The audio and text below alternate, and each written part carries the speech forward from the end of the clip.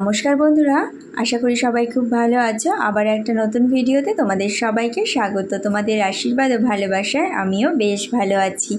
এই যে এই হজমলাগুলো খেয়ে আমরা হজমলার কৌটোগুলো ফেলে দিই, কিন্তু বন্ধুরা এবার থেকে আর হজমলার কৌটোগুলো ফেলে না দিয়ে এগুলো দিয়ে কিন্তু একটা দারুণ কাজ হবে। ছেলে হজমলা খেয়ে কৌটোটা আমার কাছে নিয়ে এসে বলল, মা এটা দিয়ে একটা কিছু বানানো যাবে?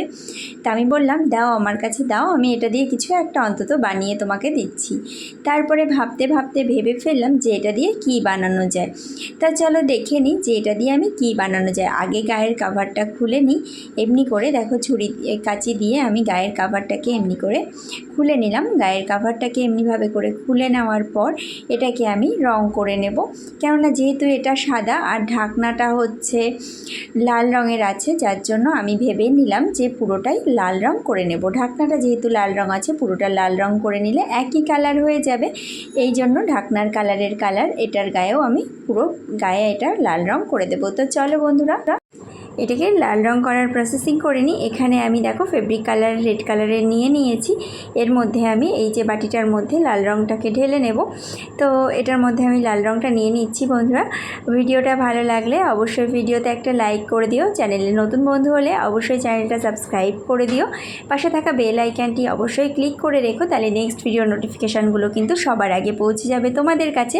আর এই ধরনের ভিডিওগুলো যদি তোমাদের ভালো লাগে, অবশ্যই যদি তোমরা উপকৃত হয়ে থাকো, তোমরা অবশ্যই ভিডিওটা অন্যদের সঙ্গে শেয়ার করে দিও, তাহলে কিন্তু তোমাদের পাশাপাশি অন্যরাও উপকৃত হবে। এই ধরনের হজমলা খাওয়ার পর কিন্তু বন্ধুরা কৌটোগুলো আমরা ফেলে দিই। তাহলে এরপর থেকে কৌটোগুলো ফেলে না দিয়ে যদি সেটাকে আমরা নিজেদের মতন করে কাজে লাগাতে পারি, তাহলে কিন্তু বেশ মন্দ হয় না। এই কাজগুলো আমরা বাড়িতে কিন্তু খুব সহজে খুব তাড়াতাড়ি করে নিতে পারি। আমি রঙের সাথে একটুখানি গ্লিটার মিশিয়ে নিলাম, তার কারণ এটা একটু গ্লেজি দেখতে হবে, তাহলে জিনিসটা দেখতে আরও বেশি সুন্দর হবে।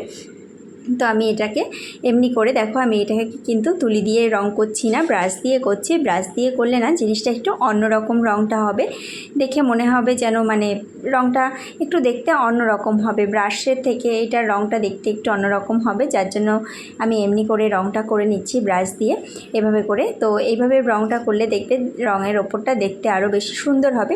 দেখো রংটা কিন্তু বেশ সুন্দর একটা গ্লেজি ভাব হয়েছে। এটাকে এবারে ঢাকনাটাকে আমি মাথার দিকটাকে একটা ছিদ্র করে নেব। এই যে ছুরির মাথাটাকে দিয়ে ঢাকনার মাথার ওপরটাকে একটু ছিদ্র মতন করে নেব। দেখো এমনি করে কিন্তু একটা ছিদ্র করে নিলাম। এটা যেহেতু নরম হয়, তো ছুরির দিকটা দিয়েই কিন্তু মাথার দিকটা দিয়ে সুন্দর ছিদ্র হয়ে গেছে। এবারে যে চাবির রিংয়ের যে রিংটা থাকে, এটাকে আমি এর মধ্যে এভাবে করে কিন্তু বসিয়ে দেবো। এটাকে সুন্দরভাবে করে এটার মধ্যে বসিয়ে দিয়ে তাহলে কিন্তু আমাদের জিনিসটা প্রায় অর্ধেক রেডি হয়ে আসবে। তোমরা আশা করি বুঝতেই পারছো যে এটা আমি কি বানাতে চলেছি। তো বন্ধুরা ভিডিওটা ভালো লাগলে আবারও বলছি, যে সমস্ত নতুন বন্ধুরা চ্যানেলে আছো, যারা এখনও পর্যন্ত চ্যানেলটা সাবস্ক্রাইব করোনি, সমস্ত বন্ধুদের কাছে আমার অনুরোধ, প্লিজ তোমরা সবাই চ্যানেলটা সাবস্ক্রাইব করে দিও।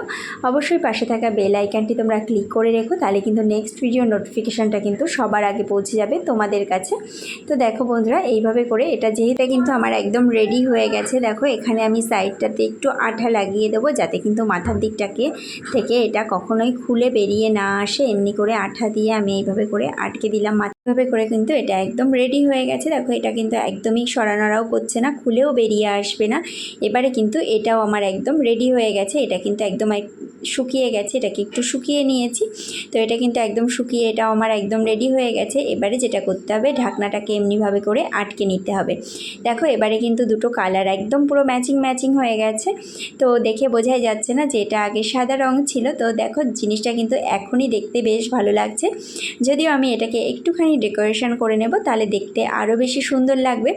তোমরা আমাকে অবশ্যই কমেন্ট করে জানিও যে তোমাদের কেমন লাগলো ভিডিওটা দেখে।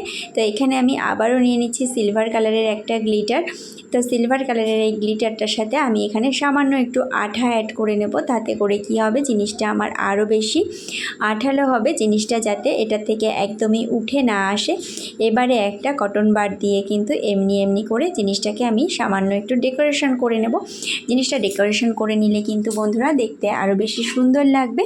আর আমরা যখন এটাকে ব্যবহার করব, যখন আমাদেরকে কেউ জিজ্ঞেস করবে যে এই রকম ধরনের চাবি রিংগুলো আমরা কোথা থেকে কিনেছি, নিজের থেকে বলতে কিন্তু অনেক বেশি ভালো লাগবে যে এটা আমরা কোথাও কিনিনি, এটা আমরা নিজে থেকে বানিয়েছি, নিজে হাতে বানিয়েছি। নিজে হাতে বানানো জিনিস ব্যবহার করার মজাটাই কিন্তু আলাদা। এটা কিন্তু দেখো বন্ধুরা একদম রেডি হয়ে গেছে। আমরা কিন্তু চাইলে এটাকে এমনিভাবে করেও কিন্তু ব্যবহার করতে পারি।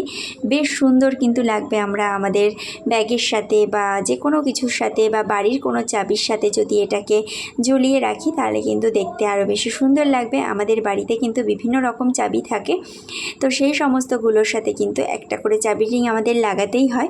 তো তাতে করে বন্ধুরা এই রকমভাবে করে একটা জিনিস মানে চাবির রিং বানিয়ে যদি আমরা ব্যবহার করি অনেক বেশি সুন্দর আর অনেক বেশি ভালো লাগে। আর বাজার থেকে এরকম ধরনের চাবির রিংগুলো কিনতে কিন্তু আমাদের অনেক টাকা খরচা করতে হয়। এইরকম ধরনের যে হ্যান্ডব্যাগগুলো থাকে সেগুলোর সঙ্গেও কিন্তু এইরকম চাবির রিং রাখলে কিন্তু ভালোই লাগে। টাটা।